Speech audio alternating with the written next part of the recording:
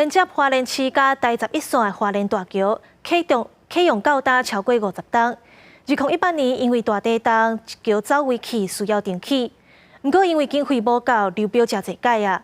行政院即阵就甲预算有关到24亿，总算是顺利发包开始动工。预估2026年就会当完工。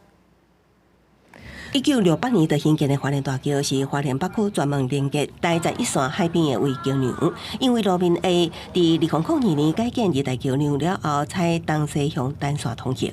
所以2018年0206大地震了后，两大桥拢向南偏线，行车安全都受到考验。这一座桥，无论是河川治理线，或者是我们整个防洪断面，要再进行修正调整。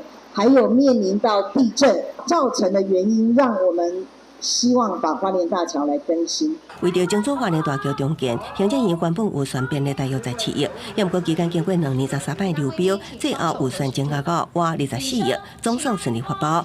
初三举行动土典礼。包括这一个河川治理计划重新的发布，那我们的桥梁梁底要提高，桥梁的长度也要再拉长。